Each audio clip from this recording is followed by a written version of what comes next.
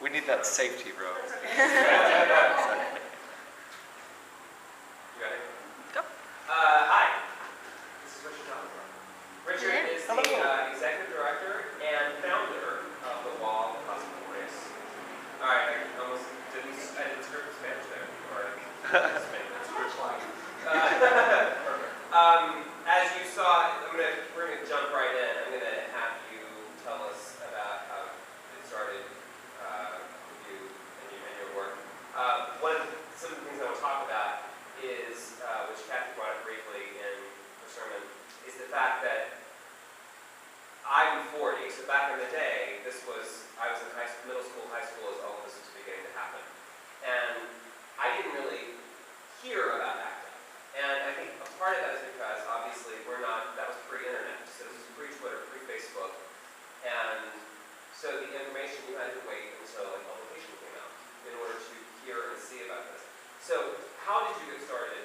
What was your activism career? How did you get started? Well, yeah, first of all, I want to thank you for the invitation to be here. And so I hope this is a good conversation. You guys do tremendous work, and I love working with you guys, all the members of this congregation.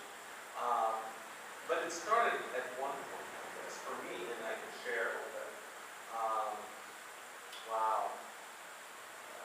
Going back to the days that I was actually in the closet, I remember the 70s and 80s, or the peaks being in the 80s, where AIDS was an outbreak, and no one took responsibility for it. And you got to understand, much of society was in the closet at the time. And I remember a group of radical gay guys protesting about this disease that was impacting gay men. And there wasn't really a lot of condemnation at the very beginning from the right wing or from the institutions, only because no one knew what it was. And so I remember then, as things started to evolve and Reagan was president, that it got pretty ugly. This government wasn't responding to this new virus. And when they gave it a name, no one wanted to deal with it. I remember, now you have to understand, being a liberal Catholic myself, that, or I should say modern liberal Catholic. And in those days, and I still am, I'm very politically intuitive. And so I remember ACT UP a number of times. And I don't remember what St. Patrick's Cathedral. I remember them going to the cathedral and throwing blood at the pastor or at the host. And, I wasn't an ACT UP person, but I still remember that because these men, for the most part, and some women, but for the most part the men, because they were so angry. Gay rights didn't exist. In fact, the Democratic Party in those years didn't even acknowledge gay people. Again, that evolved. And coming out of the closet for me, and as a recovering alcoholic, and having a best friend share his status with me, and looking at his face at the time that he shared his status of fear and stigma and isolation. It really bothered me. It still does today. Because I don't think any human being should have to live one moment just like that. Feeling bad. And so I got sober, I came out of the closet, and I wanted to make a change. And were you based in New York or LA? I was in Los Angeles. You were always LA? Always LA. And I was involved in politics since I was 19, but I was much more mainstream since I wasn't out. I was active in the Hispanic community. I worked for city council at the time for 13, 14 years. So I had a lot of the connections and networks, but my community was completely in Boston. The Hispanic community culture, you wanted to talk about this stuff like that. So I just wanted to give back, engage and empower people, and if people know that when you think that something needs to be done, that then if you have that idea, then it's your job to do it. It's your job to make that a reality. So what did you set out to do? Was the first big? Well, it was back in August of 1993, and I came up with that idea. And the idea I shared with some folks, and they kind of wanted to run with it and take it over by a corporation. And I held on to that idea. The idea was originally to build to find a wall or build up a wall panel with a picture of the Virgen de Guadalupe in the middle, maybe 200 names if you do that. Because when I worked at the council meeting, in one of the projects that I did for many years, I supervised the Summer Youth Employment Program. And from that program, every year, which meant I supervised all the nonprofits who got those young people to do work. Some of the nonprofits were king heroes. And some of them were hardcore gang. We call them our mutualitos. And but when they were very creative. And many times they would paint a mural, it would have the depiction of the Virgen de Guadalupe and flowers, and the community embraced it by these, these thugs. And so, and many of them still up today, by the way. And so I came up with the idea that if they can do that, why can't we do that with AIDS? So the Hispanic community kind of embraces the responsibility of the conversation about HIV. And so the original idea was shared in September of 1993, and I brought together a group of folks, and one of them was a priest, Father John Santillan, and members of different organizations. And they loved the idea, it started to grow, and all of a sudden, another nonprofit said, well, we want to take that. We want to use it for marketing. So I didn't think to do that. And so Father John said, well, you should come up with your own nonprofit. Our community needs our own Latino HIV/AIDS organization. And so within 3 months, the design for the monument was created, and the agency was actually born, registered as a nonprofit for California State on December 1st, 1993, which is also released. I can't imagine if that was a popular idea. Was it? Well, I mean, not within the Latino community. The Latino community has not exactly been known for being very accepting. And very much at the time, was not AIDS considered still a gay disease. Right. So what happened? Well, I'm an organizer, and I'm political, and I had a lot of networks, and I had a lot of respect. But knowing that I had to bring in a member of the faith and include the Catholic community in those conversations, the next thing I went was after the mothers of East LA, which were like 67 mothers of different parishes who bought the construction of the prison in East LA. And I went to them, and then they got on board. And all of a sudden, it became a community idea. So it was a lot of leveraging. And while there was a lot of respect from the Hispanic community for the construction of monument,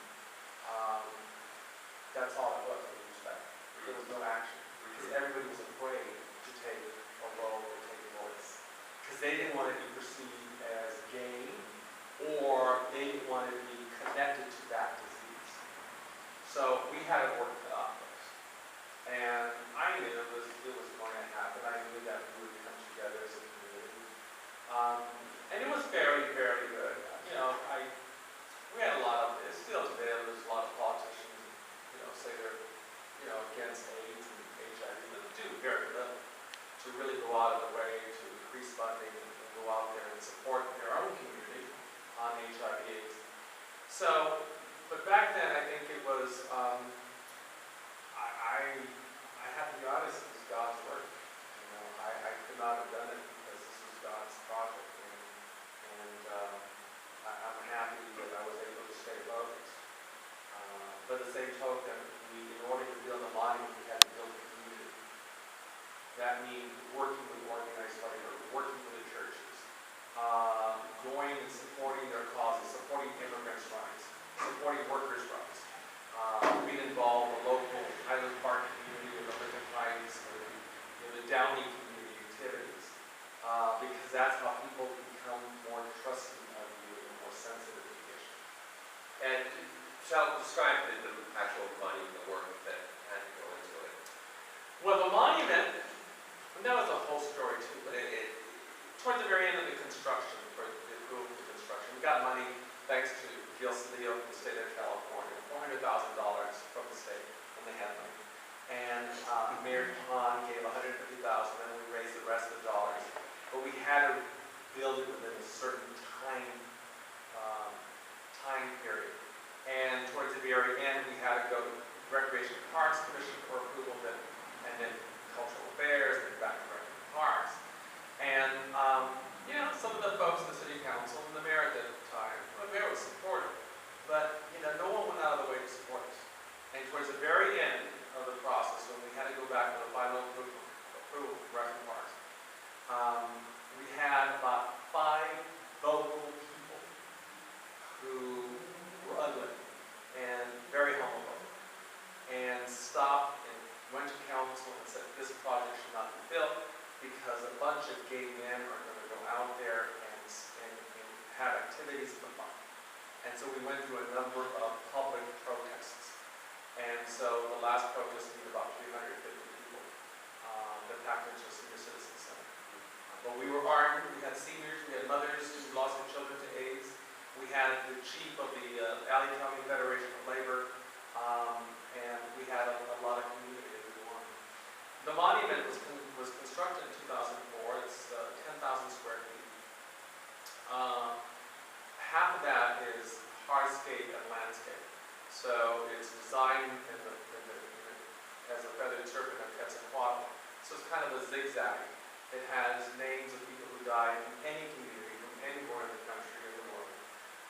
And then it has 6 wall panels, murals, painted murals, that are painted on porcelain steel, 9 by 12.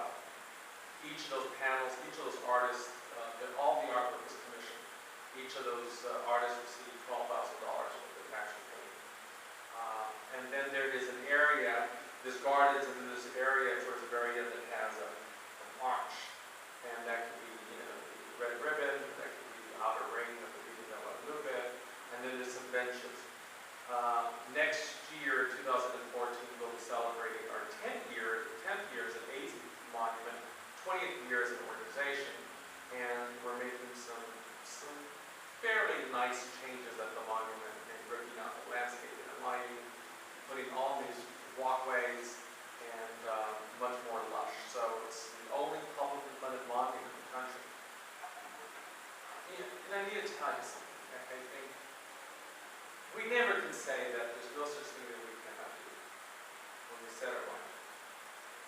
I had a meeting with Recreation Parks the other day and getting ready to reapply for an agreement with Recreation Parks for the monument. And, well, it's a long story, but the city of Los Angeles gave us $150,000 for the monument. But then Recreation Parks said, well, we need $150,000 for security costs. If you don't pay them, you can't get it done. And so, which meant that the mayor gave us was really void. So we did it. But we're getting that money back. But this conversation with the Recreation Parks official, he said, you know, Richard, we did that because no one ever heard anybody building a basement, even a monument on a park. So we didn't know what to expect. So we had to build in a safety guard for the city in case something happened, we had to tear it down. He said, but do you know how many nonprofits with bigger budgets than yours that came through, got the approval, and started to build and never finished? And I said, this small size, lots of strength in my organization. We got it because there was a will of the community, and there was a passion, and because it was supposed to happen. So what other kinds of works do you guys do? We do HIV prevention. We do HIV testing. We do work with substance abuse prevention with Latinos populations in Southeast Los Angeles. We work with churches. We work with over 670 churches in Los Angeles County. Many of them Roman Catholic, many Protestant, and evangelical. Evangelical community is great conversations, and we're moving forward. Our attempt is not to go and bash them because they don't believe in same-sex marriage. Because our And so we have to respect them and work with them, and through the working relationship we build trusting partners. And then we take social action. Whatever comes our way, whether it's a workers on behalf of Unite Here, fighting Century Plaza Hotel, the Gay and Lesbian Center went into a hotel that was having conversations about labor, whether it is this coming week, the city of Porterville, up north, a mayor in June proclaimed an LGBT pride month. And the following council, the 3 of the 5 council members got really mad and had a public meeting, and all the right-wingers came out, and they rescinded that proclamation. And there was a lot of stuff that was spoken in that public meeting. So we've been working with some of the LGBT leaders there and mentoring them on it, twice-a-week conference call, say, okay, this is how you take your action back. And so we're driving up there on Tuesday. We're going to speak at the city council as they are going to speak, and we're going to have a vigil there outside of city council next Tuesday night. And it's so awesome to see young people saying, show us the way, we want to do it, it's our community, we're going to take this back. And that's what we like doing, is being able to mentor. We were given, I like to say God's blessing by building a community. We need to give back constantly. As we have been moving forward in the past year, we started looking at ways to reshape our AIDS ministry here at the church. We've gone from sort of as Kathy referred to as a triage, to starting a conversation, which is our new campaign that we're doing. What are your thoughts on where we as a city, as a church, what do we need to be doing next in HIV/AIDS prevention, education, or what is the need? What is the need right now in our community? First of all, great question. First of all, I think, and again, I applaud you for doing this important work, but there's a lot of transition happening, and that transitions on a national level as well as a local level. First of all, President Obama, because of him, there's a national AIDS plan that everyone should access on the internet and read that plan, because that is defining what HIV and AIDS will be treated in the years to come. And so in the past, we've had usually the treatment and care side on one side and the prevention side of the other. The funding streams always come separate to tackle 2 different areas. And one of the things that the feds are doing and we're doing at local level is merging those so that kind of attempt is integrated. So when we're talking about HIV prevention, we're also making sure that the people who are positive are accessing their care and keeping up with the medication. So it's about integration. Second of all, I think what's just really important is now with healthcare reform, people need to sign up and get insurance. Even if they're reluctant, if they're young, they need to get signed up for insurance. Because what that ends up happening is, well, obviously on the financial side, the system becomes healthier financially. Everybody, there's a larger pool of money to pull from for insurance benefits. But more important of all, people need to know that we have access to insurance, and they should be able to go get tested, get treated, and not only for physical ailments or for physical checkups, but also for mental and dental. And that's so extremely important. So a lot of people were right at the beginning of the transition in healthcare. People need to know about this new program that's coming along.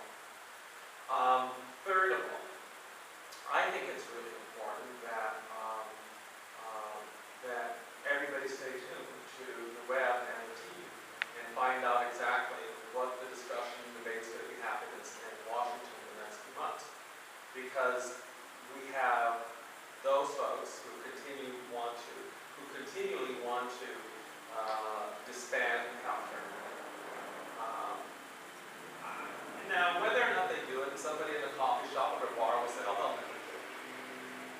You can never take chances. We need to be armed. We need to be ready. Because the Congress still has to approve their budget. And the numbers are in the Republican House. So we need to be engaged, we need to know.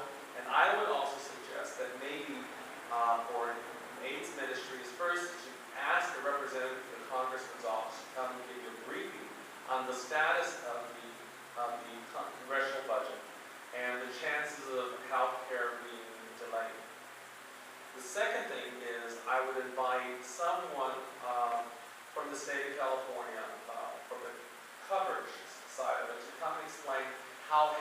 healthcare coverage is going to, and new signups for healthcare, how that's going to impact our communities. And everybody should be trained. So therefore, they go out and it's talking to their family members, or talking to their friends or networks, that we're all engaged and completely informed about what's coming in the near future. Third of all, I think that it is really important that we keep the conversations of HIV and AIDS alive. It has been dormant. I'm so much for same-sex marriage. My problem is I got to find someone to marry. But that's not gay rights. Gay rights is born in same-sex marriage. And it's about rights for all people in all states, in all municipalities. But it's also about our opportunity to leverage the best care we can for lesbians and gays, bisexuals, and transgenders. And that means that we need to go out there and talk up HIV/AIDS because it's still a problem in our city, in our county, in our country. Now, God bless you. The biggest problem that I think that we have in HIV/AIDS is, first, it's not a fashionable disease anymore.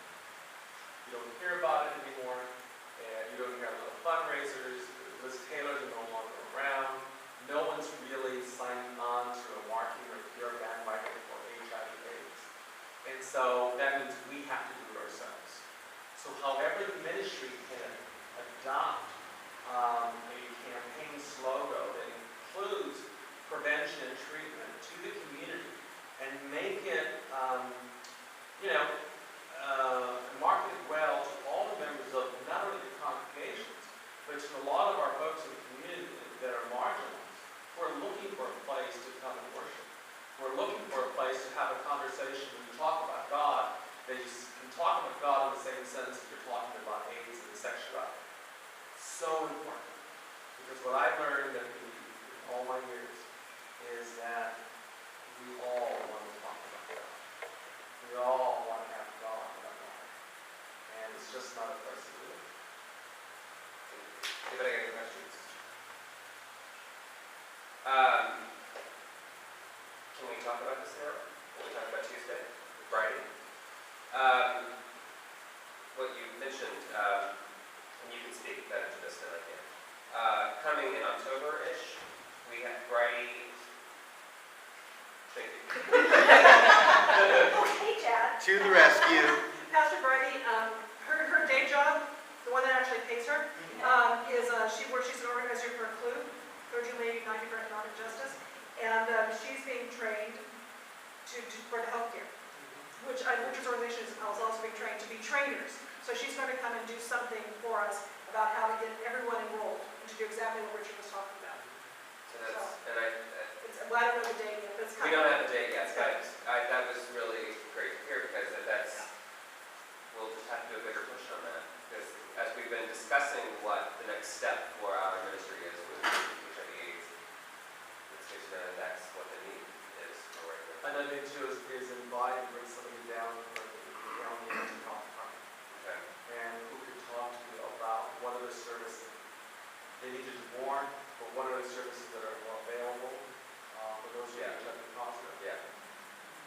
Because you guys need to start thinking in different parts of care. And so, and maybe creating a resource page on your website where you're pulling in treatment homes, recovery programs, mental health, and services for immigrant populations, and working with some of the unions to work with the workers. I think that would be great.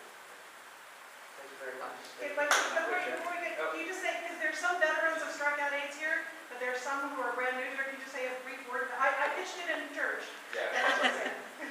Come if you're a baseball fan. Yeah.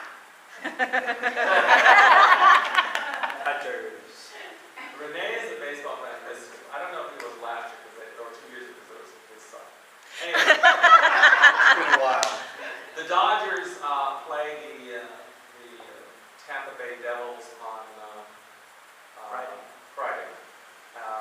And they're in first place. And the Dodgers in first place. And we're holding their 13th annual strikeout AIDS at Dodger Stadium. And basically, the crux of that is what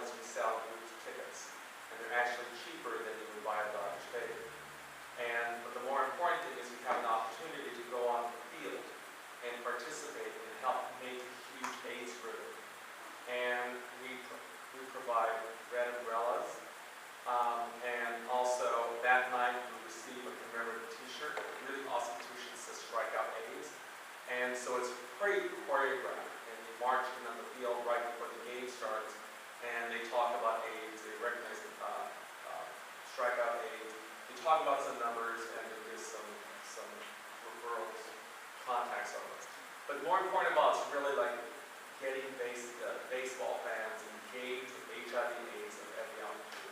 So if you can be part of it, we have a rehearsal Wednesday night at the Monument in Lincoln Park. And the rehearsal's about 40 minutes. It's very fun, lots of people, all kinds of people. And then we ask you to be at Dodger Stadium Friday night about 5:30 to prepare and line up, drink water, and then you march on the field about 6:15 and 6:20. And I'll have all this information on our Tumblr and web page and Twitter tomorrow. Thank you. Thank you guys.